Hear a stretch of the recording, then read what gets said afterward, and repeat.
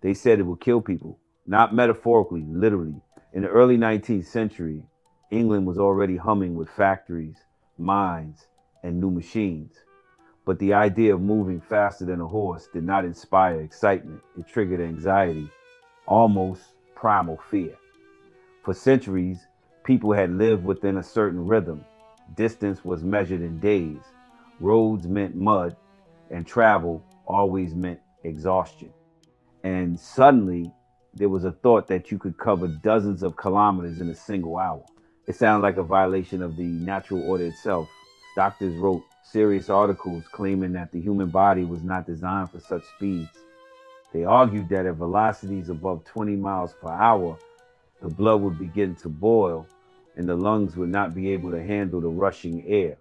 Some even claimed that human vision would fail, that the world outside would blur into incomprehensible motion, and the brain would simply refuse to process it. To people of that time, it sounded convincing. After all, no one had ever moved that fast before. Farmers protested the loudest. For them, the railway was not just a strange idea, it was a threat to their entire way of life. They feared sparks from locomotives would set their fields on fire, that cows would stop producing milk because of the noise, and that horses, upon seeing a moving metal boiler, would panic and destroy everything around them. Newspapers fueled the fear. Caricatures showed passengers being blown off trains, their faces distorted as if speed itself was tearing them apart. And yet, amid all this noise of doubt and fear, there were those who saw further. People who understood that fear is always the first companion of change. Among them was a man who did not look like a hero. He was not an aristocrat, not university educated, not part of the elite. He was the son of a miner, raised in poverty, a man who learned to read only as an adult. His name was George Stephenson. Stephenson did not speak about grand visions. He spoke about practicality, about transporting coal faster, about connecting cities, about reducing time. But behind this simplicity was something deeper. He intuitively understood that if humanity learned to move faster, it would not just change transportation, it would change life itself. He worked under conditions that would have broken most people. His early machines were imperfect. They broke down, overheated, lost pressure. He was mocked. People said he was wasting his time on toys, that railways were an expensive fantasy that would never become widespread. Investors refused to fund them. Even some engineers believed the idea was a dead end. But Stevenson possessed something that could not be measured by education or status persistence. He returned to his drawings again and again. He analyzed mistakes, improved designs, searched for the balance between power and stability. He did not try to prove he was right. He simply kept going. Gradually, others began to believe, not because the idea seemed safe, but because it felt inevitable. And that word inevitable was the most frightening of all, because if it truly worked, the world would never be the same again. By the late 1820s, the question was no longer, is this possible? The question became, when will it happen? But before the world could accept this new reality, it needed proof, not theory, not promises, real results. And that moment was approaching. By 1829, the tension had reached its peak. Debates could not continue forever. There had to be proof, clear, undeniable, final. That is why the trials were organized events that would later be known as the Rainhill Trials. This was not just a competition of machines, it was a trial of the future itself. Thousands gathered on the field: investors, engineers, politicians, skeptics, and curious onlookers. The atmosphere felt like a fair and at the same time like an arena. People laughed, argued, placed bets. Some came to witness a miracle.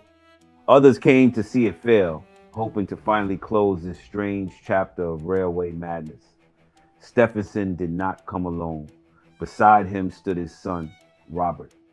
They were bound not only by blood, but by a shared vision. They worked together, argued, corrected mistakes, and pushed the machine to a point where it could endure everything. Their locomotive was called Rocket. Compared to the others, Rocket seemed almost too simple. It lacked the heavy, imposing bulk that inspired confidence. It looked light, even fragile, and that invited ridicule. Many believed it would not survive the stress, that it was too ambitious for its time. The trials began.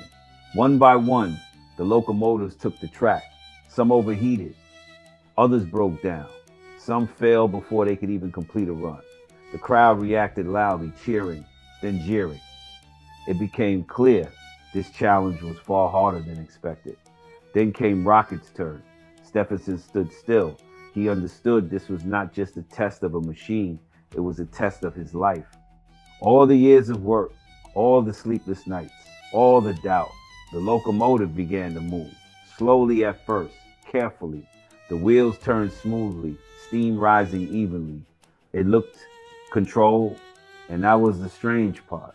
People expected chaos, noise, shaking, struggle. Instead, they saw precision. Then the speed began to rise, gradually, then noticeably. And suddenly it became something new, not just faster, different. Rocket moved with a confidence none of the others had. It did not fight the track, it glided over it. 30 kilometers per hour. To us, it is nothing. But then, it was almost terrifying. People stepped back. Some covered their ears. Others simply stared, unable to believe what they were seeing. This was not just motion. It felt like boundaries were disappearing. Rocket did not stop. It completed the run. Then again and again. No breakdowns. No failures.